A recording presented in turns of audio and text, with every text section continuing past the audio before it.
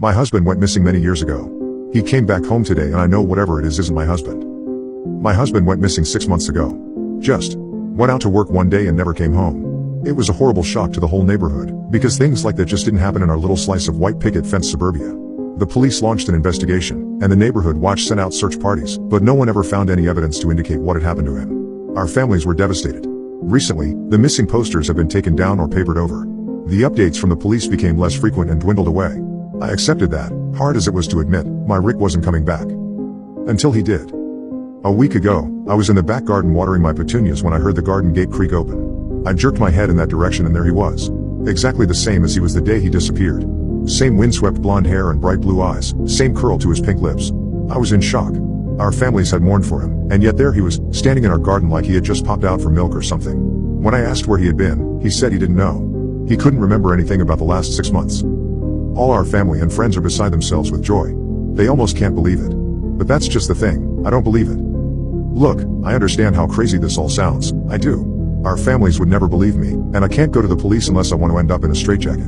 But I just know that the man sleeping next to me isn't my husband. I don't know what to do. I know I should be happy, but I'm not.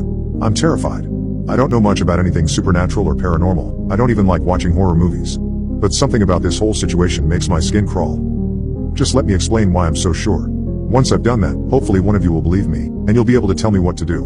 The morning after Rick came home, I made him a cup of tea. When I handed it to him, he gave me the brightest smile. Then he took a sugar cube from the dish on the table and dropped it into the cup. Our house was in chaos with his return, and I was still in shock, so I didn't think much of it at the time, but it's been replaying in my mind ever since. I know it doesn't sound very significant, but my husband never put sugar in his tea. He was always adamant that it ruined the taste, and he'd get so frustrated if I ever put sugar in his cup by accident. And yet, this man had sugar. Then it was the golf.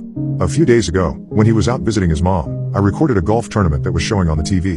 It was one of Rick's favorite golfers that was competing, and he never missed it. Once, he even skipped out on an anniversary dinner just to watch a championship. Only, when he came home from his parents and I told him what I'd done, he just seemed unbothered. Like, he said thanks and everything, and then he asked if I wanted to get dinner. He didn't even watch it, and that's just so out of character for him. Then one night I woke up around 2 a.m. to see Rick's face inches from mine, just looking at me with these blank eyes. I kinda gave this nervous laugh and asked, "Baby, what are you doing?" And he didn't answer. For like a solid 30 seconds. He just stared, almost like he was looking right through me. Then he suddenly smiled and said, "Sorry, honey. Sometimes I just can't believe this is real." Then he just rolled over and went to sleep. I didn't get much sleep after that, myself. Yesterday, about a week after he came home, the neighborhood threw a street party to celebrate his return. Everyone from our street and the streets on either side turned up to see him and tell him how happy they are that he's alright. When he wasn't standing with his arm around my waist, he was milling around chatting amicably to each and every one of our neighbors, even the little kids. Jackson, our next door neighbor Sally's toddler, wanted to play peekaboo, and Rick happily played along with a smile on his face. Now, my husband never did that. Rick always said he didn't like kids, that's why we never had any, and so he never wanted to play with any of the neighborhood children. Especially not Jackson. Rick all but avoided him. Before he disappeared, I had started to suspect it was so I wouldn't see them together and notice the subtle but unmistakable similarities. The final nail in the coffin, proverbially speaking, was Sally. Just this morning, she came knocking on our door. Her excuse was the tray of brownies she carried, but I think she just wanted to push her way into our morning so that she could see for herself what the situation was.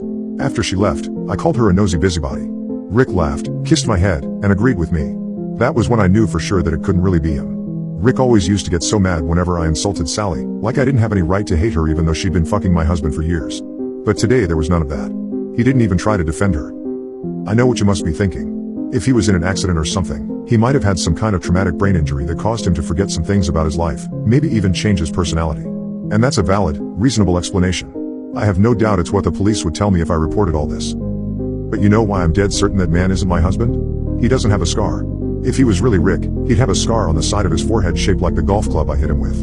But there's nothing. Not a mark.